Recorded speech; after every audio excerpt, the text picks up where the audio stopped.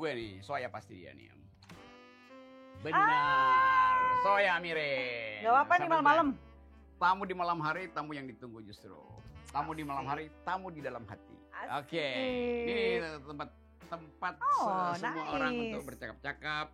Ada wine karena malam ya, gue siapin wine. Ada penting.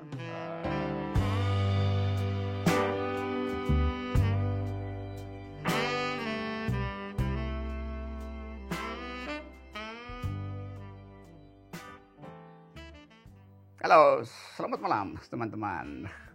Edisi kali ini saya mau bercakap-cakap secara intens. Intens artinya mendalam dan membahayakan. Satu topik yang selalu jadi kontroversi, yaitu soal seks. Sebetulnya seks dan korupsi itu dua hal yang menetap dalam peradaban manusia. Dan dua-duanya sebetulnya datang dari satu sifat manusia yang menginginkan pleasure. Kesenangan tuh. Kesenangan seksual diberikan oleh alam, tapi kesenangan korupsi pasti bukan dari alam. Itu pasti dari politik tuh, oleh kekuasaan. Kita mau lihat tema itu dalam versi yang lebih panjang itu. Karena itu saya butuh seseorang yang paham tentang lika-liku isu seksual di dunia, khususnya lagi di Indonesia. Yang kadang-kala dianggap tabu, tapi dibutuhkan untuk dianalisis tuh. Karena kala dianggap sebagai cari sensasi, padahal itulah substansi dari hidup manusia. Itu pleasure and pain, kenikmatan dan kesakitan itu adalah watak dasar manusia. Nggak ada manusia yang hanya pleasure tanpa pain, demikian sebaliknya tuh. Jadi pleasure dan pain itu semacam switch. Kalau lagi on pleasure-nya, pain-nya pasti tidak. Kalau pain lagi on, pleasure-nya pasti tidak. Jadi itu temanya tuh. Ada tema yang mungkin bisa nyerempet-nyerempet dengan situasi hari-hari ini, tapi itu anggaplah itu catatan kaki nanti. Yang saya ingin percakapkan adalah bagian yang seringkali susah untuk orang mengerti, itu hubungan antara seks dan kejahatan.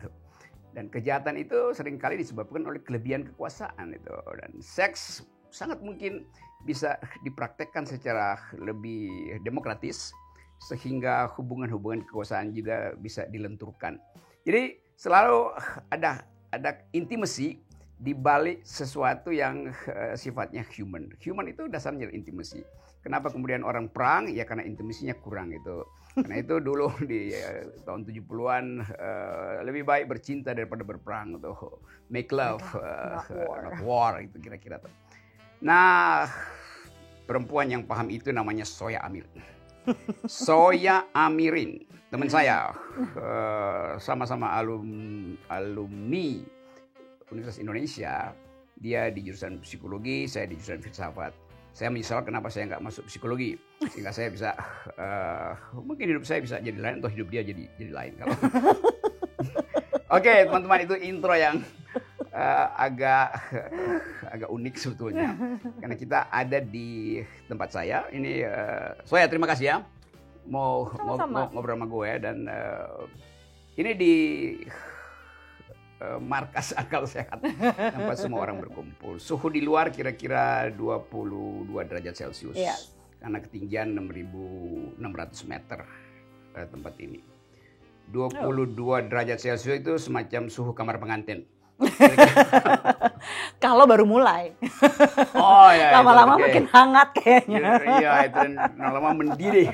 Lama-lama mendidih. Lalu memuncak. Oke, Soya, coba publik selalu lihat video dan wawancara Soya yang merasa Soya sepertinya memamerkan seksualitas pada publik itu. Lalu jadi kontroversi. Padahal saya tahu Soya ditrain dalam ilmu psikologi dan sexual knowledge-nya itu didasarkan pada analisis akademis tuh. Dan certified di dalam counseling atau apa aja tuh. Jadi hari ini Soya mau terangkan pada kita, sebelum saya kulik-kulik lebih jauh sebetulnya apa ada pengalaman yang lebih berbahaya sehingga dia kita akan berbagi pengalaman. Yes, okay. Berbagi beberapa kenikmatan juga bisa. Soya, tolong mulailah menceritakan apa sebetulnya problem utama sehingga orang Indonesia itu seperti tabu pada seksualitas. I think mungkin yang paling esensi itu adalah culture ya. Culture matters. Culture itu matters ya, karena culture, belief, karena masalah terbesar khususnya di Indonesia ya gitu. Kalau dalam culture pasti ada tradisi, ada agama, ada agama, ada keyakinan, terus ada mitos. Nah itu paling menarik nanti. Itu kan ya. Nah, kadang-kadang beratnya itu adalah kalau misalnya sebagai akademisi memberi edukasi gitu ya, bahwa ini nih seperti ini. Kalau udah urusan seks, orang itu kebanyakan akan lebih percaya pengalaman kasuistik orang lain. Jadi pengalaman yang sebenarnya kalau misalnya pengalaman yang kadang-kadang bisa di-exaggerate, dibesar-besarkan, kadang-kadang enggak. Kan pengalaman orang lain lebih banyak dinikmati sebagai gosip sebetulnya. Iya, dan pengalaman orang lain belum tentu ketika dilakukan sama persis oleh orang lain itu belum tentu sama rasanya. Karena kan sebenarnya seks yang paling nikmat itu adalah pengalaman-pengalaman seksual yang paling nikmat adalah pengalaman-pengalaman yang bermakna. Apa bermakna artinya pernah capai klimaks atau nggak selalu mencapai klimaks sih, kan seks it's also about connection. Gimana sih kalau kenikmatan itu tanpa connection kan kosong, hanya menjadi sexual gratification gitu ya, gratifikasi seksual gitu kan. Yang penting kepuasan, pemenuhan kepuasan yang cepat aja.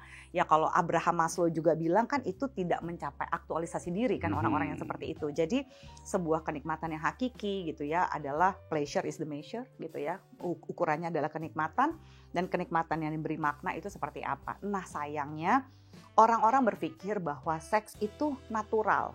Dalam konteks nih budaya kita tuh selalu menganggap bahwa iya senatural itu seks sehingga harusnya semua orang udah tahu. Kalau dalam hierarki Abraham Maslow tadi disebutkan, natural artinya dia masih di tahap dasar pemenuhan basic needs itu. Basic needs. Basic needs itu kebutuhan paling dasar dalam Abraham Maslow kan adalah makan, minum, dan seks.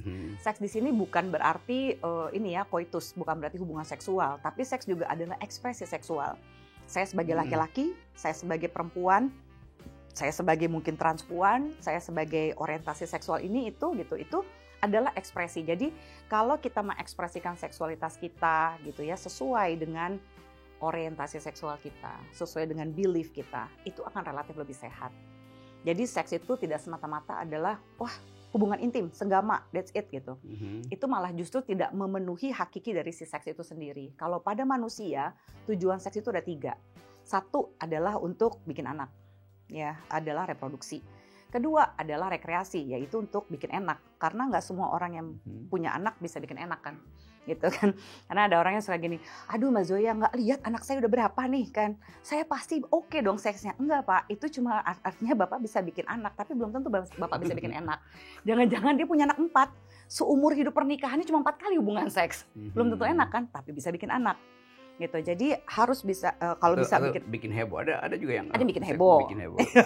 Jadi bisa jadi reproduksi, rekreasi, dan yang terakhir yang sering kali dilupakan kebanyakan orang adalah relasi. It's about connection. Apakah setelah silaturahmi kelamin ini gitu ya, saya merasa bahagia. Kenapa saya merasa mesti dicintai. disembunyikan istilah itu? Mesti pakai silaturahmi kelamin. Iya, maksudnya biar lebih kelihatan bahwa kalau silaturahmi itu pakai permisi, jadi ada konsen. Jadi itu bukan disembunyikan, justru itu ditunjukkan bahwa mesti silaturahmi dulu. Kamu mau nggak? Iya mau. Kamu juga mau? Mau. Yuk kita konsen gitu. Kan kalau tidak ada konsen, even dalam pernikahan juga bisa terjadi marital rape. So it's all about consent. Nah, ketika memberi makna adalah what is it mean? How deep intimacy itu di dalam relasi itu diukurkan oleh apa itu?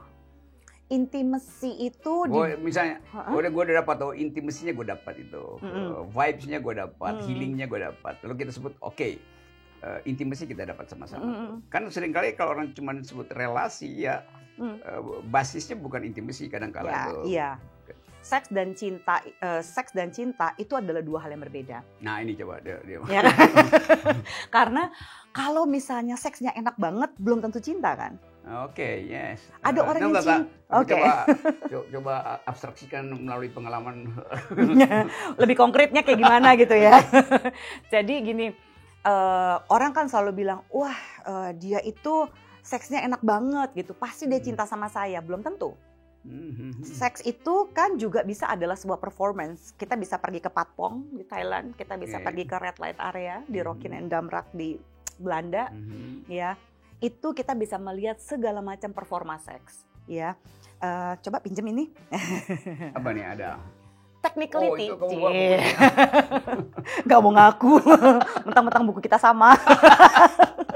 Ya, jadi ini adalah technicality. Yes. Semua posisi hubungan seksual ini ya, yang ada berbagai macam gaya, ini memampukan orang untuk bisa menikmati seks. Tapi gitu ya, ini adalah pleasure nih. Kalau melakukan dengan benar, technically it's right, pasti dapat pleasure-nya. Tapi cinta is another thing. Ya, cinta itu bedanya having sex sama making love. Itu bedanya bersenggama dengan bercinta. Jadi posisi bersenggama bisa dibuatkan grafisnya itu tadi itu bisa bisa digambarkan, tapi cinta nggak mungkin digambarkan di situ kan. Cinta jadi tidak ini mungkin bagian kering dari relasi tadi itu. Iya. Dan hanya sensasinya dapat, tapi substansinya yang disebut intimacy nggak dapat. Intimacy nggak dapat. Makanya dalam teorinya Sternberg, dalam Trilogy of Love, dia mengatakan bahwa sebuah relasi yang sehat itu pasti memiliki tiga indikasi ini. Satu, komitmennya jelas. Kalau kita bicara komitmen tuh macam-macam zaman sekarang kan. Ada yang ini buat mungkin bagi para millennials and the gang gitu ya. Dengar millennials ini. Jadi jangan rebahan aja. Jadi kalau misalnya cinta itu, kalau misalnya komitmen, orang itu komitmennya mesti jelas. Termasuk komitmennya mau apa nih? Mau eksklusif, mau semi eksklusif, mau casual, semi casual. Ya, eksklusif itu seperti jelas ya, aku pacaran sama kamu, kamu pacaran sama aku. Kita tunangan, kita menikah. Gitu ya. Menikah pun kita tidak boleh berasumsi bahwa komitmen pernikahan ini adalah otomatis monogami. We have to talk about that. Kita harus membahas bahwa tapi itu komitmen itu biasanya diasumsikan aja monogami. Itu yang bikin kenapa saya laku di sini. Karena orang berasumsi bahwa kalau kita menikah kita pasti monogami kan. You have to talk about this. Ada orang yang mungkin menikah ingin open marriage, jadi dia punya eksklusif or semi eksklusif. Ada yang mungkin pengen threesome, foursome, open marriage gitu ya. Itu adalah bentuk-bentuk exclusivity. Poligami, poliamori dan poliandri itu juga bentuk-bentuk eksklusif yang harus dibahas dan dikomunikasikan. Lalu ada yang casual. Ya, casual itu termasuk gini, kita ketemu, you are strangers, I'm strangers, kita having sex malam ini, jadilah one night stand. Itu kan juga adalah perjanjian, komitmen. Ternyata enak juga ya seks sama kamu. Kita ketemuan cuma buat seks doang yuk, jadilah FUBU, F-buddy atau sex buddy. Gitu ya. Ntar bisa diiniin aja ya, gitu ya, fuck buddy atau sex buddy. Lalu, ternyata visualisasinya tolong di Google. Ternyata terus misalnya ini bersahabat, nongkrong, hangout bareng, cocok gitu ya. Terus udah gitu mau nambah nih ke seksual ini. Teman tapi mesra dulu. Teman tapi mesra zaman dulu, zaman sekarang adalah friends with benefit. Ya kan, persahabatan. Friends with benefit, FWB. Itu namanya. Millennials paham semua mereka. Kekinian mereka. Jadi friends with benefit itu adalah kita bisa temenan, tapi kayaknya buat pacaran kita belum bisa deh. Cuma kalau temenan plus seks kita oke. Gitu. Jadi itu semua harus dijelaskan dengan komitmen. Kita nggak bisa berasumsi. Apalagi kalau nggak yang satu baper. Aduh, gue sebenarnya udah naksir dia, tapi dia maunya cuma FWB-an. Gue ngikut aja deh. Nah, terjadilah drama biasanya setelah itu. Itu komitmen kalau katanya ini ya, pertama katanya Sternberg. Setelah komitmen, ini yang kedua itu adalah intimacy. Intimacy adalah bagaimana si individu itu merasa dicintai. Nah, komitmen ini bukan sekedar perjanjian perdata di atas materai kan, tapi semacam perjanjian etis. Yes. Ada ethical drive yang bikin orang percaya pada this is my. That's the right word. Biasanya orang apa tandanya nih? Vow, swear. I swear. This is I want to commit with you gitu ya, in this amount of time dengan cara seperti ini. yang seperti itu membicarakan komitmen seperti itu justru relatif lebih langgeng menurut penelitiannya Sternberg gitu ya, dan Gottman juga dari Gottman Institute Washington University. And then kita beranjak dari komitmen udah jelas nih, oke kita mau apa? Open marriage misalnya, kita FWB gitu ya, kita ini one night stand. Setelah jelas mau jadi komitmennya apa, baru kita masuk ke sini. Kalau misalnya dalam pernikahan, oh kita setuju bahwa kita akan monogami. Bentuk monogaminya kayak apa? Apa yang akan kita lakukan saat kita bosan gitu ya. Terus bagaimana kalau kita menghadapi temptation atau godaan yang bohong banget kan kalau orang nggak punya godaan. Orang kalau katanya Barthes dalam buku etikanya dibilang bahwa seorang yang suci itu bukan orang yang nggak ada godaan, yang tinggal di atas gunung sendiri seperti Rocky Gerung ini, misalnya. Tapi adalah orang yang justru menghadapi godaan dan bisa mengatakan tidak terhadap godaan itu. Gitu. Catatan kaki dulu ya, Barthes tadi yang disebutin oleh Soya itu namanya Kees Barthes itu. Orang Belanda yang jadi warga negara Indonesia dan mengajar filosofi dan etika. Ya. Almarhum itu. Iya, jadi kita semua dulu di psikologi harus baca bukunya dia kan gitu, buat etikanya.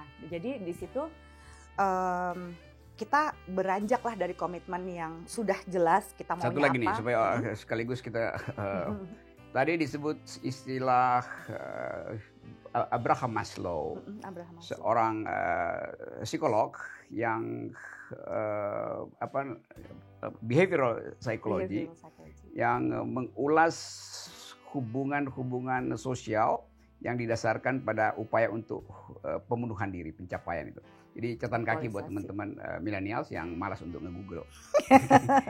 Terus, ini informatif sekali. Yeah. Thank you for helping me with that. Gitu. Terus dari komitmen yang jelas ini, kalau kata Sternberg gitu ya, kita menuju kepada intimacy. Ini ya. Tahap keduanya. Ini tahap keduanya. Intimacy itu adalah bagaimana si individu di dalam relasinya itu merasa dicintai dan bisa mencintai. Karena memberi dan menerima cinta ini pelik ya gitu. Saya percaya bahwa banyak orang itu sebenarnya bisa merasakan cinta tapi seringkali tidak bisa menikmatinya. Jadi misalnya, aku jatuh cinta sama orang ini. Enggak, gue gak berasa seperti ini, denial. Padahal menurut aku, rasa cinta itu seperti orang hamil. Masa gini, Joy kamu hamil gak? Aku agak-agak hamil deh kayaknya, gak ada kan? Either you're pregnant or you're not, gitu. Jadi sebenarnya rasa cinta itu bisa dirasakan. Terserah orang mau bilang, I like it. I really, really, really like you. I love you. I kinda like you. Tetap aja, feeling is there. Tapi ketika semakin orang mendinai rasa cinta itu, datanglah ego. Datanglah, ya banyaklah hal-hal yang bisa memboikot intimacy ini. Jadi intimacy is not about sex. Intimacy adalah tentang bagaimana si individu itu merasa disayang, merasa diterima.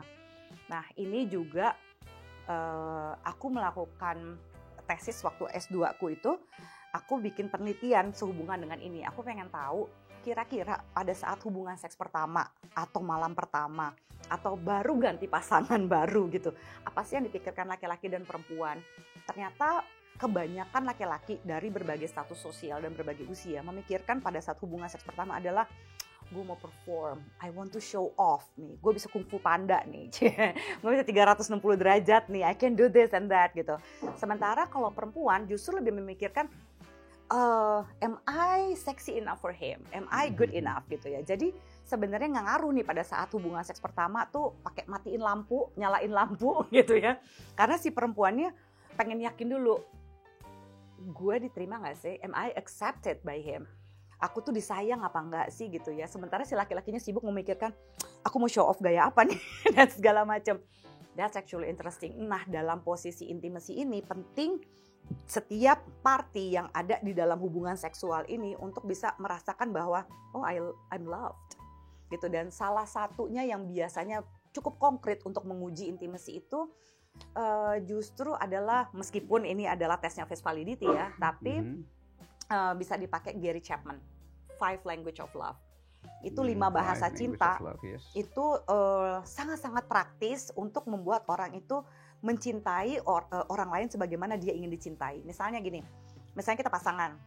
Nah, Rocky sukanya baca buku, aku sukanya nonton. Terus biasanya kan, aku mau mencintai pasanganku sebagaimana yang aku suka gitu ya kan. Maksudnya perlakukanlah orang sebagaimana kamu ingin diperlakukan. Wah ini bahaya nih. Aku sukanya nonton, aku kasihlah nih pasanganku, aku memberi kamu home theater, gitu kan ya. Ini keren, kita bisa nonton bareng segala macam. You will appreciate it, but kalau dikasih Kindle pasti lebih ngerasa disayang. Jadi bahasa cinta atau love language ini membantu kita untuk bisa mencintai orang lain sebagaimana dia ingin dicintai, bukan sebagaimana kita ingin dicintai. So it was practical dan simple dalam prakteknya intimacy. Oke, kalau saya lebih suka nonton orang yang lagi baca buku. Oke, baiklah. Ada waktunya nggak pagi, siang, sore, malam? Oke, gitu. Dari intimacy baru ke passion. Okay. Passion itu adalah tentang seks. Jadi Wendy Maltz mengatakan bahwa energi seksual itu ada, sebenarnya sexual energy itu zero, netral. Dia ada pokoknya dia netral. Tapi yang bisa membuat sebuah energi seksual itu menjadi positif atau negatif itu adalah tergantung bagaimana si manusianya memperlakukan manusia lain dalam relationship-nya. So, seks yang menyenangkan, ya. Baik siapapun yang memilih, misalnya saya akan menikah dengan orang ini, tapi saya nggak mau test drive dulu, saya nggak mau nyoba dia dulu, saya mau nanti aja, nggak apa-apa. Tapi diomongin tentang sexpectation, ekspektasi seksual. Sexpectation. Gitu ya. What would you expect from sex? What do you expect from me? What do you expect about how many times sih kita akan berhubungan seks? Terus apa yang kamu ketahui tentang seksualitas dari pornografi kah? Dari YouTube Zoya Amirin kah? Gitu promosi. Gitu ya. Atau dari mana nih gitu taunya? Nah, itu yang harus dibahas dulu, ekspektasi-ekspektasi itu. Baru nanti berusaha. Tapi ada juga yang saya nggak mau beli kucing dalam karung Mbak Zoya. Pokoknya saya harus tahu dia tuh enak apa enggak. Kalau enggak mau saya. Oke. Gitu ya. Itu juga tetap bukan berarti yang sudah pernah melakukan hubungan seksual atau yang belum menjamin ke depannya akan oke. Karena yang paling bagus itu adalah hubungan seks yang sebenarnya makin lama makin enak. Makin lama makin enak itu adalah sekali lagi kualitas ya, bukan kuantitas. Karena kebanyakan orang berpikir kuantitas bahwa seksnya makin banyak makin oke. Oh, belum tentu. Itu akan problematis. Tapi kualitas itu mau sekali sebulan, seminggu sekali, setahun sekali sekalipun, kalau misalnya dia kerjanya kapten kapal yang harus pergi-pergi ketemu istrinya cuma kayak setahun sekali gitu ya. Selama itu berkualitas, itu bisa membantu mempertahankan rumah tangga dan be faithful tadi. Seperti kata energinya si Wendy Maltz. Jadi ketika dengan satu orang yang sama kita mengeksplor ribuan gaya, itu justru akan meningkatkan energi positif. Dibandingkan dengan berbagai macam orang, and you have a lot of experience tapi nggak pakai hati. Tadi jadi urutannya tadi komitmen dan intimacy dan passion itu. Oke, coba kita sedikit lagi sebelum kita pindah bab ya. Kalau passion itu dicapai, lalu orang cari apa tanda material atau tanda biologis bahwa itu adalah passion. Lalu orang ukur berapa banyak produksi dopamin dari tubuhnya tuh, berapa banyak banjir oksitosin yang beredar di darah. Ini saya ambil bagian kedokterannya tuh, dan kemudian diukurkan tuh. Misalnya kemudian ada meter untuk hitung itu. Misalnya kalau saya naik gunung, saya pakai Garmin, promosi. Untuk mengukur heart rate berapa. Sekarang kalau bisa diukurkan di peralatan semacam ini, handheld beginian untuk mengukur, oh dia belum dapat passion, dia baru di intimacy itu. Lalu orang anggap ya kalau begitu seks juga ada cuma soal jumlah kimia yang bisa dihidupkan di dalam relasi ranjang itu. The most interesting about hormon gitu ya, hormon-hormon tadi kan waktu lagi opening kan you said something like kalau misalnya keintiman itu tidak boleh, ketika ada kejahatan semua keintiman itu hilang. Sebenarnya sih literally ya sesuatu yang negatif atau stres hormon itu adalah kortisol gitu ya. Sementara hormon cinta dan seks itu adalah satu oksitosin, vasopresin, dopamin ya, endorfin gitu ya, dan serotonin. Nah, kelima hormon ini akan bisa kalah, orang tuh bisa turn off di ranjang, bisa hilang ketika stresnya tinggi. Stres pekerjaan, stres relationship, sering berantem, make up seks sekalipun kenaikan tidak BBM akan. Kenaikan BBM. Jadi, saya lupa penelitiannya siapa, dibilang kayak begini, ya, ketika urusan-urusan selain urusan ranjang, selain urusan seks itu dia itu bisa dia punya masalah yang tidak ada urusannya dengan ranjang, keseimbangan hidupnya terganggu hanya sekitar 40-an%. Tapi begitu kena urusan ranjang, 60 bahkan sampai 70% keseimbangan hidupnya bisa terganggu. So, sex is important even it's not everything. Oke, coba kita break di situ ya. Keseimbangan hidup yang terganggu oleh faktor-faktor di luar dirinya tuh. Kita bahas berikut ya. Coba teman-teman, ini saya mulai ngos-ngosan ini karena mengejar sesuatu yang ada di dalam alam pikiran Zoya yang nggak berhenti. Excited, ya, sorry. itu makin lama kita mau tahu nih ujungnya apa pembicaraan kita tuh. Jadi istirahat sebentar ya teman-teman. Nanti masuk bab 2. Oke.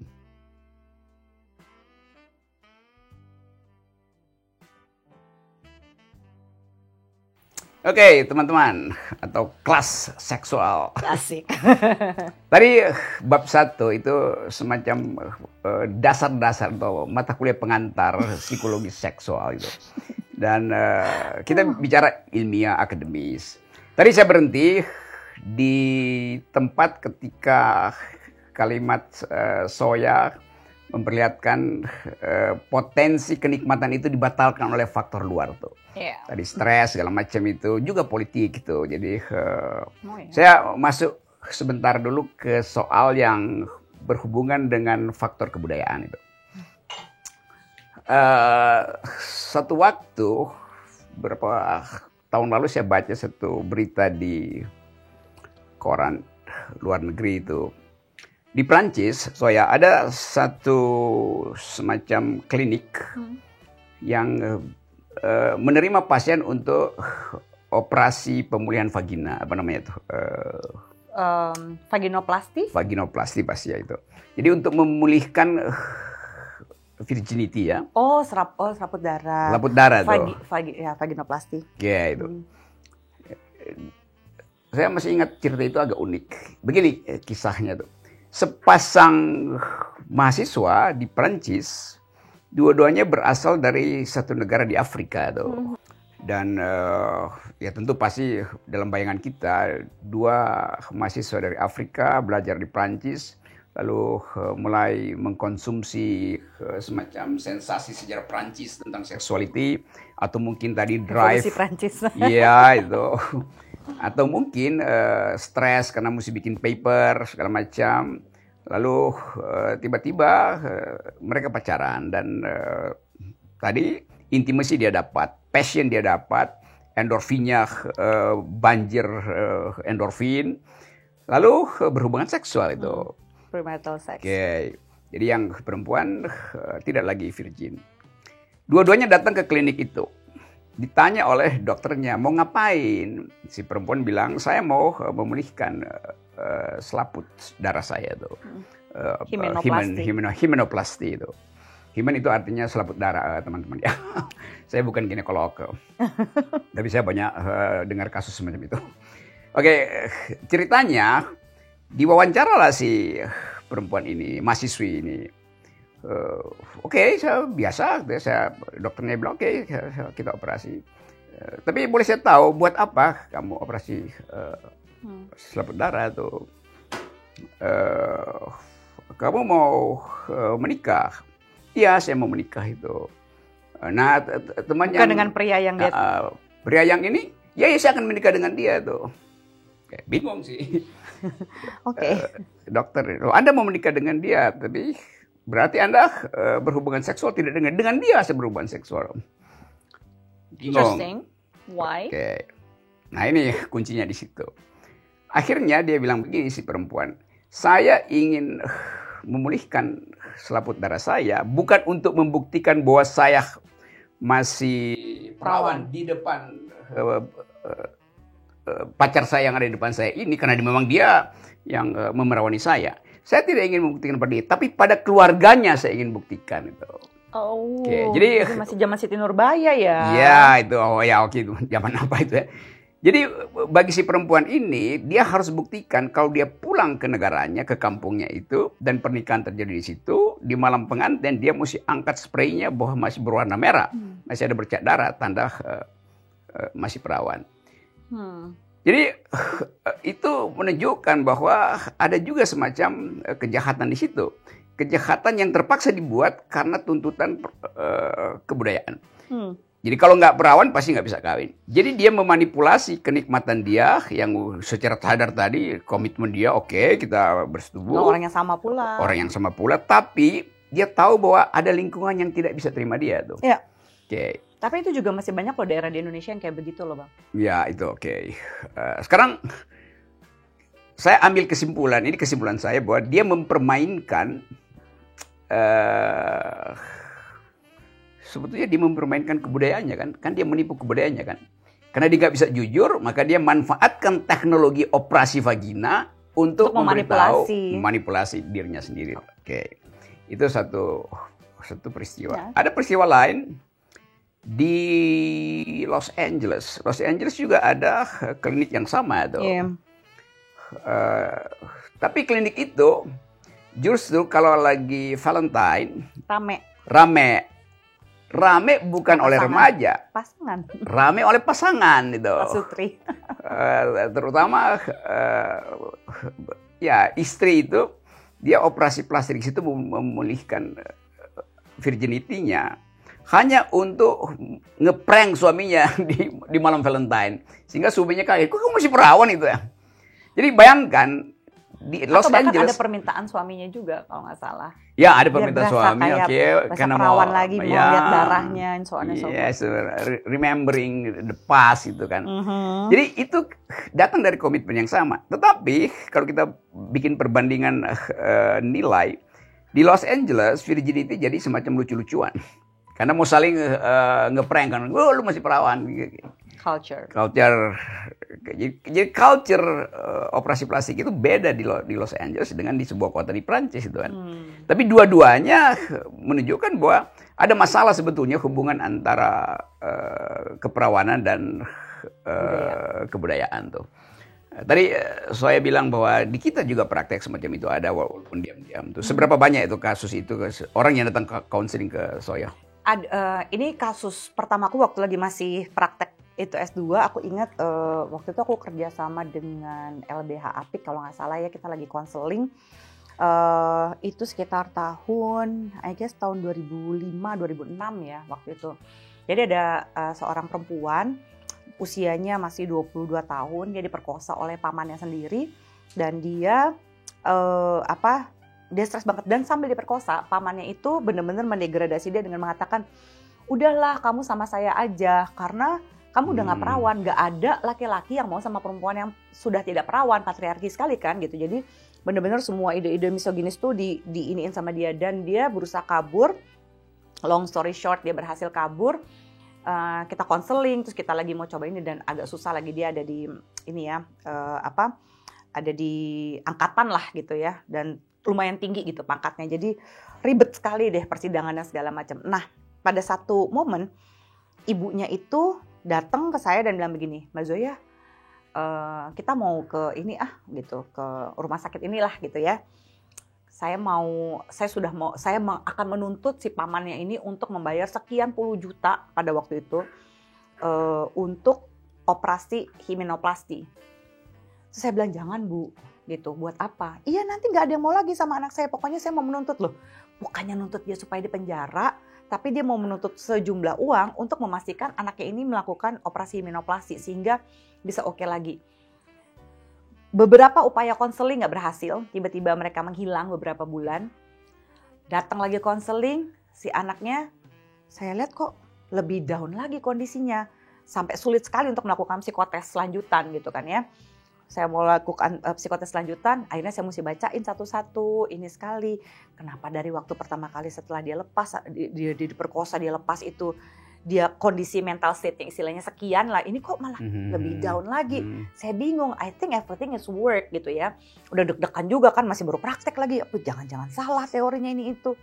Ternyata dia bilang ini, Mbak Zoya, aku udah operasi himenoplasti. Ternyata ya Mbak, setelah aku operasi, bagaimanapun juga aku tetap tahu ya aku pernah diperkosa.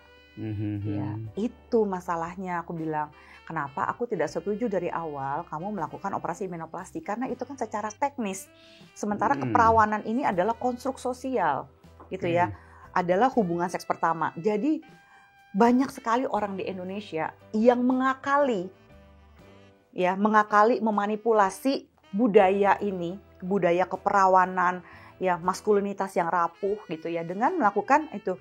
Mbak Zoya, kami masih perawan. Nah, kalau ada anak remaja, ya, Gen Z gitu, datang ngomong begitu, aku kan bilang gini, kamu yang perawan kelaminnya doang, tangannya, mulutnya, perawan juga nggak? Anusnya, gitu. Kadang-kadang mereka, tidak ada nggak mau melakukan sexual intercourse gitu ya, jadi tidak memasukkan literally penis ke dalam vagina, tapi melakukan oral sex, ya, anal sex. Pokoknya apa aja asal tidak masuk penis ke dalam vagina. Ya kan sama aja, itu adalah kontak seksual, dimanipulasi budayanya. Jadi seks edukasi di Indonesia agak kesulitan ketika kita tuh benar-benar harus segitu spesifiknya terhadap terms. Apa sih artinya perawan dan perjaka? What it means to be virgin? Sebenarnya hubungan seks, kontak seksual itu apa sih bedanya?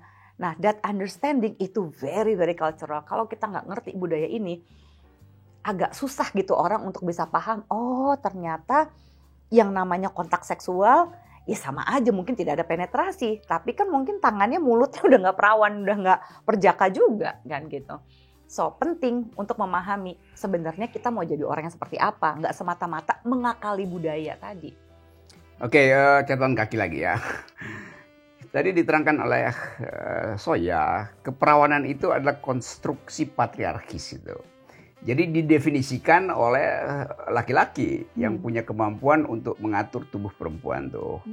Dan itu teman-teman perhatikan istilah patriarkis, di dalam istilah itu ada kekuasaan untuk mengatur, ada hegemoni itu.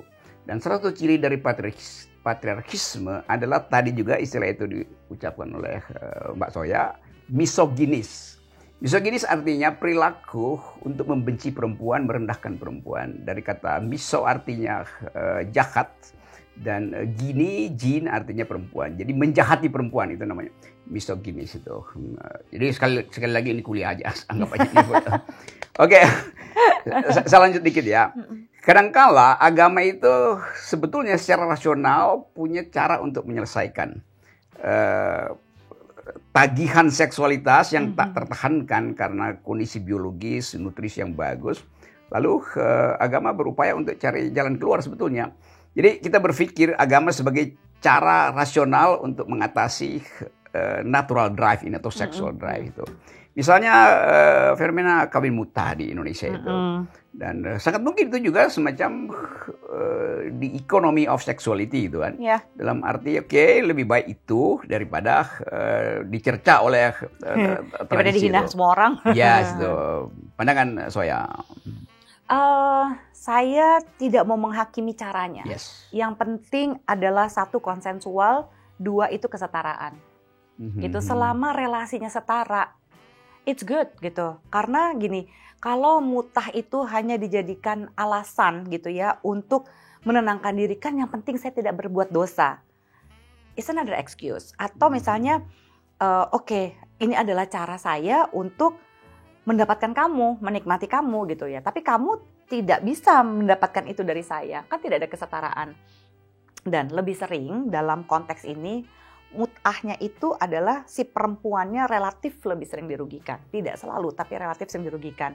Kalau buat saya misalnya, saya mau mutah ya, saya pengen tahu saya sama kamu nih, kalau kita sama-sama setahun nih gitu ya, living together, Summer Leven gitu ya, cohabitation, kita cocok apa nggak? Kalau kita cocok, kita nikah yuk serius. Fine by me, gitu kan ya. Tapi gini, jangan pernah memilih sesuatu yang konsekuensinya kamu nggak bisa tanggung. Kalau kamu nggak bisa menanggung, wah nanti diomongin orang, ini begitu, kita mutah aja deh, siri. Ya udah, tapi pastikan bahwa ini adalah konsensual dan relasinya setara. Oke, saya coba lihat hal lain. Kita kalau ke mall, di bagian perempuan kita lihat pakaian dalam perempuan. Lingerie. Iya, brand lingerie. mereknya Victoria's Secret itu. Oh, la senza. Iya. Lapar lah. Saya tahu bahwa istilah Victoria's Secret itu adalah tradisi di zaman Ratu Victoria ketika perempuan itu ditahan seksualitasnya tuh. Bahkan untuk mandi itu perempuan disuruh pakai baju mandi, walaupun dia mandi di kamar mandinya sendiri itu. Jalan pikirannya adalah bahwa tubuh perempuan itu tidak boleh terpandang oleh laki-laki itu. Lalu orang bertanya, loh kenapa, kan dia lagi mandi di kamar mandi, kenapa harus pakai baju tuh? Karena dianggap Tuhan adalah laki-laki, dia melihat tubuh perempuan tuh. Jadi itu dosa kalau perempuan mandi tanpa baju tuh. Jadi kita bayangkan dulu itu semacam tadi mitos bahwa tubuh perempuan itu kalau lagi mandi itu juga dilihat oleh perempuan kalau dia telanjang. Padahal kita tahu Tuhan bisa lihat apa aja sebetulnya kan, mau telanjang nggak telanjang gitu. Tapi karena dia mitos selalu dibakukan di dalam peradaban. Kemudian timbul istilah rahasia perempuan di zaman Ratu Victoria. Jadi Victoria's Secret. Sekarang yang disebut secret itu justru dipamerkan, bahkan di obral ada yang tinggal 50% tuh kan. Kalau lagi musim sale di mall-mall. Jadi bayangkan misalnya sesuatu yang tadinya sakral sekarang dia jadi sekuler itu. Jadi pakaian dalam perempuan. Itu transisi itu yang seringkali kita anggap bahwa jadi buat apa sebetulnya proteksi kebudayaan kalau pada akhirnya orang menemukan cara justru untuk memanfaatkan proteksi itu sehingga menghasilkan uang. Yes. Ya, apa maksudnya? Lakukan hal yang sama. Sering belanja. Of course. Yes. Karena menurut aku sendiri ya gitu, lingerie gitu ya, tubuh perempuan gitu. Itu adalah salah satu transformasi budaya gitu ya. Dan salah satu cara perempuan menghargai tubuhnya, menghargai seksualitasnya gitu ya, tanpa malu terhadap tubuh dan seksualitasnya. Gitu ya, boleh sakral gitu ya, ditutup-tutupi gitu, tapi menggunakan sesuatu yang seksi yang membuat kita merasa feeling good about ourselves. Aduh, aku tuh seksi banget. Itu bukan sebuah dosa gitu. Dan seringkali kalau lagi mengajarkan seks edukasi ada satu ini ya pesan penting yang aku selalu sampaikan kepada hampir semua ini perempuan dan laki-laki bahwa gini loh, apalagi perempuan, tubuh kita itu bukan demokrasi, tubuh kita itu adalah monarki gitu. Kitalah yang mengatur, yang memberikan konsen bagaimana kita ini boleh disentuh gitu, dan bagaimana kita mengizinkan diri kita untuk menyentuh orang lain gitu. Jadi nggak bisa demokrasi tubuh ini yang semua orang berhak mengatur, mempolitisi tubuh seorang perempuan atau seseorang gitu dengan mengatakan enggak harusnya begini, ini tutupin, ini apa segala macam. Waduh, itu jadi apa ya? I think it's violation gitu ya. Itu juga tidak menghargai individu, tidak menghargai tidak menghargai si individu itu seutuhnya gitu ya. Karena seksualitas itu kan juga adalah kebebasan berekspresi. Nah di situ. Jadi kalau saya simpulkan, ini kesimpulan sementara. Nah kita selalu ingin bicara tentang pembebasan tubuh, tentang hak perempuan untuk mengatakan tidak itu. Tapi kekuatan kebudayaan masih dominan tuh. Nah dalam keadaan semacam itu, Indonesia ada di dalam keraguan-raguan untuk mengucapkan secara total bahwa negara harus menghargai semua pengalaman warga negara. Termasuk pengalaman seksual yang mungkin sekali itu bertentangan dengan dalil kebudayaan secara lebih umum. Tuh. Jadi kalau kita sebut ada kejahatan, nggak ada kejahatan. Itu cara pandang terhadap tubuh perempuan itu udah kejahatan terhadap perempuan. Menurut, jadi kan kamu lakukan counseling juga. Mengajarkan cara untuk mengatasi ketegangan itu. Power dari culture itu terpaksa mesti disublimasikan oleh perempuan dalam bentuk ya ada perempuan yang kemudian ikut hiking dengan laki-laki hanya untuk menunjukkan bahwa dia juga punya power, atau lakukan sublimasi dalam bentuk lain, tiba-tiba kalau dia uangnya banyak ya udah dia pesta kapal pesiar aja kan dengan teman-temannya tuh. Oh ya, catatan kaki ya, sublimasi adalah defense mechanism. Gantian gue, karena itu istilah psikologi banget. Ya, sublimasi itu adalah mekanisme pertahanan diri yang sehat. Jadi ada mekanisme pertahanan diri yang tidak sehat seperti rationalization, denial gitu ya. Tapi kalau sublimasi itu dia melakukan pertahanan diri, mempertahankan dirinya dengan cara yang sehat. Jadi tadi misalnya ada orang sering dipukulin sama ayahnya gitu ya, terus dia justru malah jadi petinju yang canggih sekali. Nah, itu adalah bentuk-bentuk sublimasi. Jadi sublimasi pada perempuan memang banyak macam-macam transformasinya ketika dia punya kemandirian finansial gitu ya, dia punya lebih banyak menentukan ini itu gitu ya, itu relatif membantu. Tapi tetap aja kita nih, jadi kalau misalnya lagi ada kampanye tentang feminisme, tentang kesetaraan gender, kalau aku berpikir bukan perempuannya lagi, perempuannya sih udah kuat, perempuannya tuh sudah mencoba untuk memposisikan diri, tapi justru kita harus bisa encourage banyak laki-laki untuk tidak memiliki maskulinitas rapuh dan lebih pro-feminis gitu. Bahwa yuk kita setara. Sebenarnya gini deh, apa sih ketakutan kamu ketika saya berkarir, ketika saya punya gaji lebih, ketika saya punya option yang sama dengan kamu gitu. Apa sih ketakutan kamu? Keberanian seorang laki-laki yang sejati menurut saya adalah ketika dia mampu being vulnerable di depan seorang perempuan dan sama-sama mendiskusikan opportunity gitu. So, what do you need from me? Apa yang kamu butuhin dari saya? Apa yang bisa saya lakukan untuk mensupport kamu? Buat saya yang kayak gitu justru laki-laki yang keren gitu. Oh, itu kok gue banget gitu ya. Oh gitu ya. Of course, I'm a male feminist. Pro-feminis. Kayak gitu kan susah kan itu untuk orang itu, you need to be open minded, mesti juga secure terhadap diri sendiri gitu ya, dan terhadap gendernya. Orang-orang yang punya ketakutan itu tidak bisa mensublimasi itu kan menjadi sesuatu yang lebih sehat. Dan sulit jadinya perempuan untuk memposisikan dirinya, apalagi kalau cinta udah berbicara. Sayangnya sama dia, tapi dia bilang, nanti kalau misalnya udah nikah, kamu gak usah kerja sayang gitu misalnya ya. Aku aja yang kerja. Kadang-kadang kerja bukan soal uang, tapi juga soal aktualisasi diri, sekali lagi kata Maslow. Atau misalnya soal berkarya. Ada orang yang memang, saya tuh suka banget jadi ibu rumah tangga, ya gak apa-apa gitu. Ada orang yang, saya gak bisa nih kalau gak kerja, mau freelance kayak mau apa kayak, apapun itu. Bagaimana kalau dalam sebuah relationship, apalagi pernikahan, ya supaya jadi sesuatu yang sehat, yuk kita sama-sama membantu, mensupport untuk meraih mimpi gitu ya misalnya. Iya mungkin nggak seperti dulu, tapi at least what you dream of gitu loh. Betul. Ada usaha ke sana gitu. Tapi ada paradoks juga. Ada juga perempuan yang ingin tampil sebagai bos, sebagai mengalahkan laki-laki. Apa namanya dalam psikologi ada istilah Queen Bee Syndrome itu. Sindrom Ratu Lebah. Ya. Yang merasa harus dilayani itu.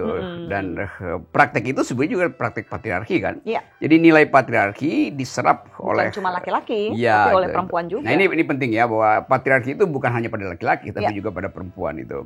Demikian juga feminist point of view bukan hanya perempuan, laki-laki juga banyak yang sekarang ingin merasakan satu kesetaraan dengan menyatakan bahwa I am a male feminist itu kan. Nah itu bab 2 teman-teman. Nanti mungkin ada masih bab 3. Kita tunggu suhu udara di Sentul ini mendingin dulu ya karena terlalu hangat. Oke, kita break ya.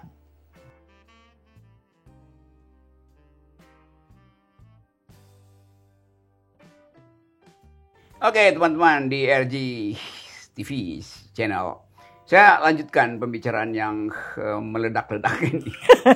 Yaitu tentang hubungan antara seksualitas, kekuasaan, kebudayaan, dan bahkan kejahatan tuh. Tadi kita break di wilayah yang masih ada wilayah agama, culture, segala macam. Di bagian pertama tadi kita bicara tentang pengertian dasar seksualitas dari sudut pandang psikologi. Sekarang kita coba ambil bagian yang agak sensasional, tapi ada dalam sejarah. Yaitu hubungan antara seksualitas dan politik atau dan kekuasaan tuh. Kita tahu dalam sejarah Eropa misalnya itu seks dan kekuasaan itu berimpit di dalam skandal-skandal istana. Yang bahkan banyak penyakit datang dari situ, misalnya penyakit yang disebut hemofilia, yang darah nggak bisa membeku itu apa namanya? Hemofilia kan. Dan itu disebabkan karena kekuasaan itu nggak mau cari partner di luar keluarganya, sehingga terjadi perkawinan antar incest sebetulnya itu dasarnya itu. Tapi dasarnya incest itu adalah untuk melindungi harta supaya kekuasaan itu tetap terpusat tuh. Jadi impact dari arogansi kekuasaan adalah menurunnya kualitas hidup anak cucunya tuh. Ya. Dan sampai sekarang itu masih ada dalam tradisi itu.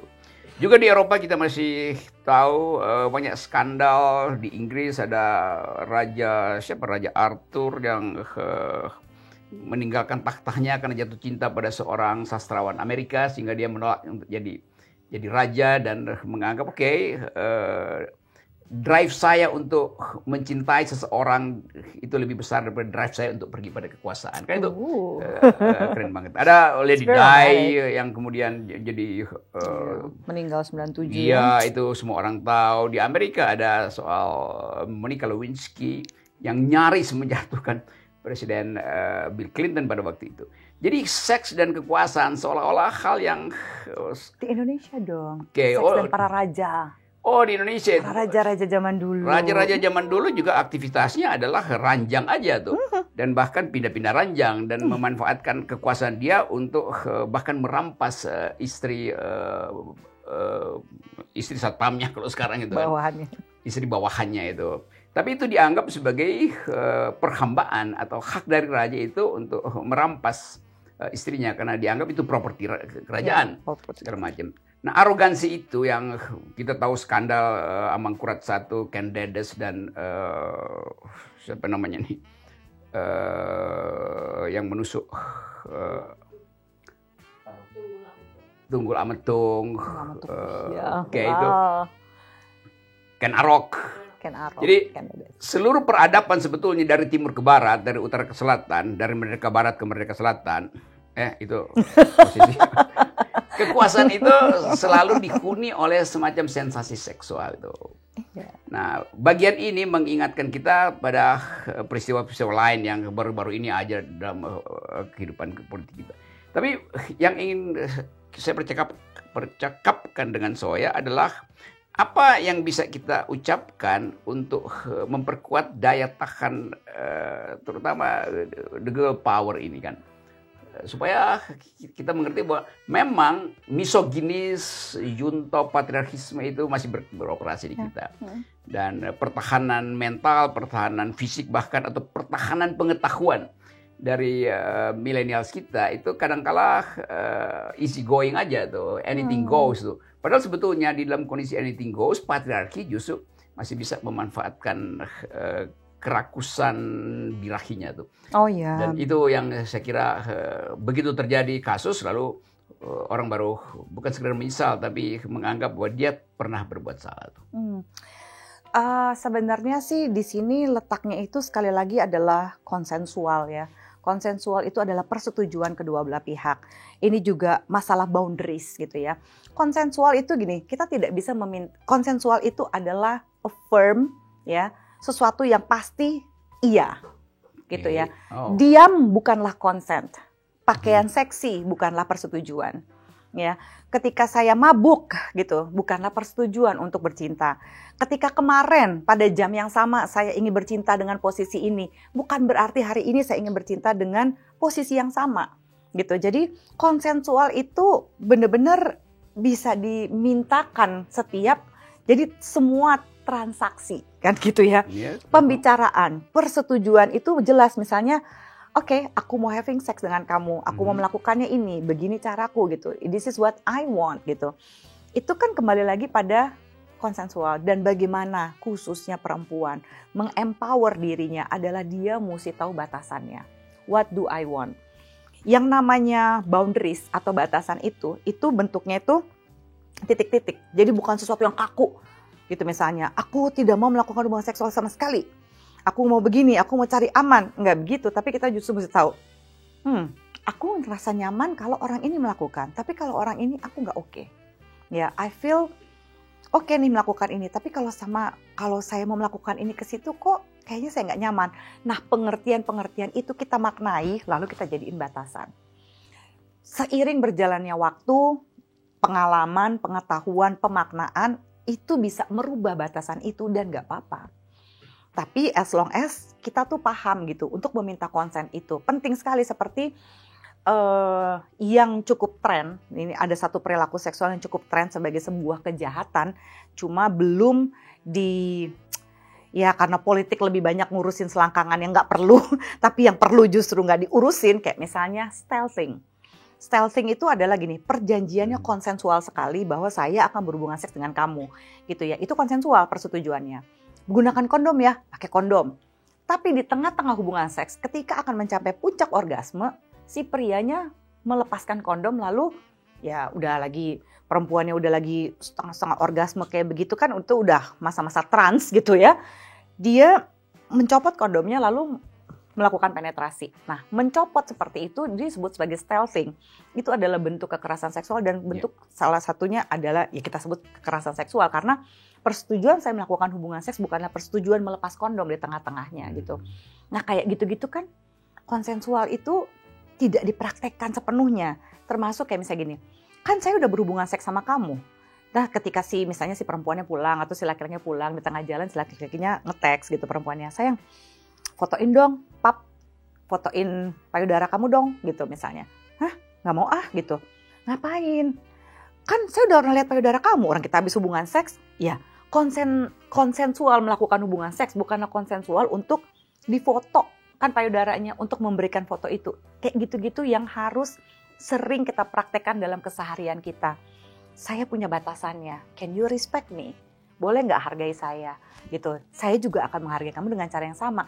Saya akan meminta, karena nggak semua laki-laki ketika kepengen seks kan banyak asumsi patriarki juga yang menganggap wah laki-laki itu harus ngerti seks. Laki-laki itu harus selalu on. Lah laki-laki kan bukan saklar lampu ya. Ayo sayang kita gituan yuk. Cek dipencet gitu kayak saklar lampu. Nggak bisa begitu juga kan.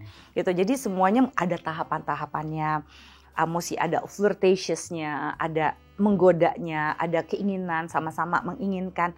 Kayak gitu yang seksi. Tapi lebih banyak negara ngurusin hal-hal seperti pasangan suami istri itu kan ada katanya gitu ya, undang-undang yang nanti akan dibuat, pasangan suami istri tidak boleh melakukan oral seks. Mereka yang belum menikah tidak boleh melakukan hubungan seks. Ini kan cenderung ketika seksualitas dipolitisi seperti ini, seolah-olah menganggap semua warga negaranya tuh nakal, mesti dijagain sedemikian rupa, lalu diberi batasan-batasan yang akhirnya menurut aku, kok jadinya ngurusin selangkangan, ini kan bisa timbul polisi-polisi moral yang merasa dirinya lebih baik, lalu bisa nangkepin orang kapan aja. Dan apakah pemerintah mau menggedor semua pintu untuk memastikan suami istri, kamu gak oral seks kan, kamu gak melakukan ini kan? Itu kan nggak penting ngurusin selangkangan kayak gitu. Bagaimana kalau memberikan kemerdekaan pada setiap orang untuk memahami apa batasannya kamu, gitu ya. Dan bagaimana kamu menghargai diri kamu dengan konsen itu tuh seperti ini. Kalau dia bukan konsen, dia cuma bukan konsen. Konsen is simply yes, I want to do it. Iya, saya mau. Gitu. Oke, ya polisi moral mungkin dia ketok-ketok pintu malam hari terus dibukakan oleh. Kenapa? Kamu oral ya? Kok oral? Saya pikir Bapak petugas BLT mau bawa sembako. Jadi memang ada overmacht gitu, kelebihan kekuasaan pada negara untuk mengatur. Ada pepatah bilang begini nih, beauty is but skin deep itu. Kecantikan itu hanya sebatas kulit sebetulnya.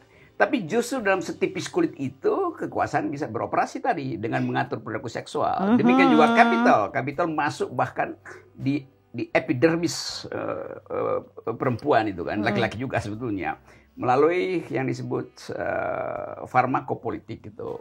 Dan praktek itu yang menyebabkan juga tubuh perempuan jadi sumber sensasi untuk menghasilkan atau menambah akumulasi kapital kan.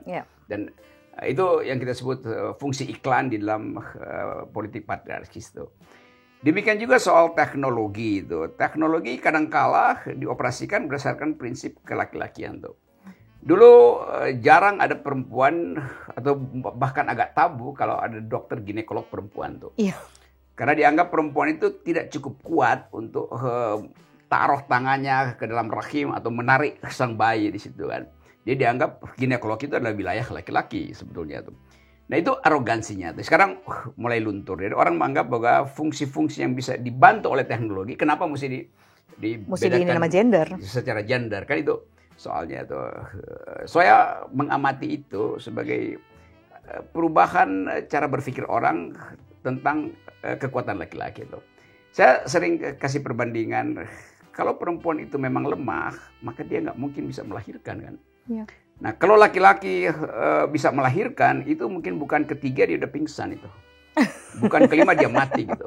Karena tubuh laki-laki tidak didesain untuk menahan rasa sakit gitu. Perempuan dia didesain bahkan untuk menahan sesuatu yang dalam psikologi disebut misery itu. Ya, penderitaan yang laki-laki nggak pernah mengalami misery, dia mengalami pain, sakit dia alami. Tetapi apa ya misery bahasa Indonesia apa ya? Apa ya bahasa Indonesia? Susah itu. Jadi batinnya itu nggak terlihat bahwa dia sakit, karena dia nyimpan kesakitan itu. Coba di Google ya. Makanya, sengsara itu sekaligus ya? Bahasa Indonesianya aneh ya. Iya itu samsara itu juga merek parfum itu. Nah, oke, saya ingat juga di cara orang bikin nama parfum kan, samsara. Dulu ada parfum judulnya Poison Number 9. Racun nomor 9. Termasuk ada filmnya tuh. Iya, itu ada lagunya juga.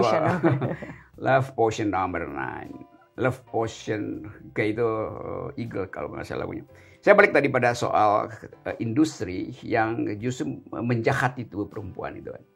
Dengan mungkin setelah 2-3 kali produk 15 tahun baru disadari bahwa itu sebenarnya merusak tubuh perempuan itu kan. Misalnya Lancome dulu menarik produk-produknya karena komplain dari masyarakat konsumen internasional tuh.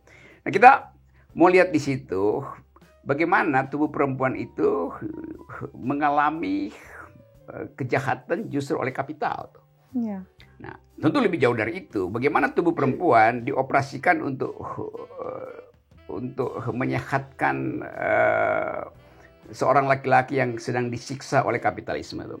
Kalau ada buruh misalnya mengalami eksploitasi di Tangerang, lalu dia pulang ke rumah lalu dinasihati oleh istrinya, iya udah ayah sabar aja, toh nanti akan ada pembalasan di akhirat itu. Lalu batinnya kemudian pulih lagi, dia pergi lagi kerja, dieksploitasi lagi oleh kapitalisme itu. Jadi bolak-balik ada semacam circular error di dalam peradaban kita yang memungkinkan patriarkisme itu tumbuh terus kan? Iya. Ya. Dan makanya kita nih yang benar-benar punya peran ya paling besar gitu untuk udah stop sampai di kita gitu ya, let's do something about it gitu ya, belajar menghargai orang yang kita cintai, orang yang ada di sekeliling kita, siapa gitu, ibu kita, ayah kita gitu ya, mungkin pasangan kita, adik kakak gitu ya, teman kerja kita gitu. Dan itu kita harus mulai dari hal-hal yang simpel dan praktis sehari-hari gitu. Kayak misalnya gini kan, nggak bisa patriarki itu letterleh gitu dikatakan, oh ya kan kalau misalnya mau kesetaraan gender, perempuan juga mesti angkat galon. Bukan kekuatan seperti itu gitu ya. Maksudnya mari kita melakukan sesuatu sesuai dengan kapasitas kita. Yang jago masak ya masak aja di rumah. Bukan, masakan itu adalah basic skills gitu misalnya. Kayak misalnya you can cook, I cannot gitu kan misalnya. Kayak udah yang lebih jago masak ya memasak gitu. Yang lebih suka membersihkan misalnya piring, ya udah dia yang membersihkan piring gitu. Nah, kesetaraan kayak gitu yang harus dipahami dulu bahwa yuk kita mempraktekkan itu dalam keseharian kita. Basic skill adalah basic skill, itu tidak ada hubungannya dengan relasi gender gitu. Nah, ketika kita mencoba menghargai itu, kita juga makin lama akan menghancurkan patriarki, termasuk gitu hal-hal sepele yang kelihatannya sepele adalah dengan tidak menambah rape culture gitu ya. Misalnya dengan bercandaan-bercandaan yang seksis. Ya, boys will be boys. You know, ya gimana sih, gak adalah laki-laki dilecehkan. Ya ada dengan bilang, aduh kamu ganteng banget sih, rasanya rahimku jadi anget. Itu kan adalah pelecehan seksual pada laki-laki gitu ya. Laki-laki mah gak apa-apa. It's only sexual harassment if if they are ugly. Kalau misalnya ganteng, kalau misalnya cantik, pasti gak merasa dilecehkan kan. Nah, penambahan ini akan mengakumulasi karena sebuah kejahatan seksual, pelecehan seksual, perkosaan tidak pernah terjadi dalam satu malam. Tapi karena ada kayak gini ya, ada tidak pembiasaan-pembiasaan, pembicaraan gitu ya, konteks kesetaraan gender gitu ya, batasan, termasuk juga tidak memupuk red culture ini di dalam keseharian kita gitu. Semakin hal-hal kecil sepele, misalnya ada orang yang bercandanya seksis, jangan ketawa gitu. It's hard, tapi kalau kita mau mulai dari sana, kita tidak akan mudah dipolitisi, dipermainkan sama budaya gitu ya, sama pemerintah yang mengudak-ngudak selangkangan kita. Itu, because it's not okay, dude, come on. Mudak-mudak. Dan bahkan rahim perempuan itu kan jadi objek patriarki sebetulnya kan, diatur sedemikian rupa sehingga si ibu kehilangan akses pada bayinya misalnya. Sekarang untuk mengetahui misalnya detak jantung si bayi harus ada dokter anak. Padahal sebenarnya detak jantung bayi sama dengan detak jantung si anak kan. Yeah. Untuk mengukur suhu juga begitu. Bahkan untuk menganalisis pergerakan bayi itu mesti pakai USG gitu kan. Jadi itu sebetulnya ekstensi dari laki-laki yang dalam pengertian ini kita sebut kapital. Mesti ada peralatan yang mahal supaya industri kesehatan reproduksi itu tumbuh tuh. Tapi itu oke, itu hal-hal yang mungkin membuat kita untuk menganalisa kembali bahwa seks dan kekuasaan, seks dan kapital itu adalah bagian yang masih membuat kita merasa tidak nyaman karena otonomi tubuh kita seolah diatur oleh kekuasaan, diatur oleh kapital. Dan kita tahu bahwa soal-soal ini itu dari kita tahu ilmu pengetahuan, perempuan sudah direndahkan itu. Seorang filsuf yang diagung-agungkan dulu namanya Aristotle, dia bilang begini, perempuan itu adalah anak-anak yang bertubuh besar itu. Jadi dianggap ya nggak bisa berpikir karena dia tetap anak-anak walaupun tubuhnya tumbuh tuh. Jadi pelecehan pada perempuan itu udah dimulai dari zaman ketika filsafat itu diaktifkan. Dan orang menganggap soal itu masih berlanjut sampai sekarang tuh. Aku kira mau nge-quote Foucault. Ya, oke, itu agak berat. Jadi ada filsuf yang kemudian mengolah kasus ini dan menunjukkan bahwa peradaban bertanggung jawab terhadap pelecehan perempuan. Yaitu yang ditulis biasanya oleh Foucault tentang sexuality and power dan lain kali kita bicara itu karena itu wilayah yang terlalu berat secara konsepsional. Tapi kita akan masih bicara dengan Soya Amirin di dalam program yang berikut. Tapi sekali lagi yang kita bicarakan malam ini adalah upaya untuk mengimbangi sensasi seksual dengan keterangan akademis tuh. Nah, kita bergembira bahwa Indonesia sekarang punya peralatan untuk menghalangi eksploitasi seksual di dalam rumah tuh, yaitu KDRT itu. Kan dulu dianggap rumah tangga itu adalah kepemilikan. Ya. Ownership dari laki-laki itu, dan dianggap bahwa di dalam ownership-nya dia itu perempuan justru diamankan. Karena itu kemudian timbul istilah bahwa perempuan itu adalah ratu di dalam rumah itu. Padahal sebetulnya statistik menunjukkan bahwa lebih banyak perempuan yang tewas di dalam rumah daripada yang di jalan raya. Karena disiksa oleh suaminya yang terlambat ngasih kopi digamparin. Padahal suaminya capek dieksploitasi oleh kapitalisme, pulang ke rumah ngomelin istrinya gitu. Demikian juga perempuan yang dibentak-bentak oleh pacarnya di tempat kos karena disuruh menggugurkan kandungan segala macam tuh. Jadi rumah yang disebut istana perempuan sebetulnya berubah jadi killing field. Dan itu yang hendak kita hentikan. Kekuasaan tidak boleh beroperasi pada tubuh perempuan. Rahim perempuan itu bukan wilayah politik. Gitu. Jadi hal-hal itu yang akan kita bicarakan nanti. Dan terima kasih Soya karena telah membawa kita pada satu perspektif akademis tentang seksualitas. Dulu perempuan disebut the unspeakable karena dianggap nggak mampu untuk berpikir, maka nggak mampu bicara. Kalau perempuan bicara, orang akan anggap ini siapa yang ngomong tuh. Dulu mereka the unspeakable, sekarang mereka adalah the unstoppable. Soya Amirin adalah bagian dari upaya untuk menerangkan itu pada kita semua. Terima kasih, Soya Amirin. Sama-sama, my pleasure. Thank you. You're very welcome. Oke, boleh minum? Yay. Sesuatu yang menghangatkan malam. Cheers. Jadi yang KDRT next. Bab 4. Masih ada. Nah, sudah diberitahu oleh produser. Dijawab juga.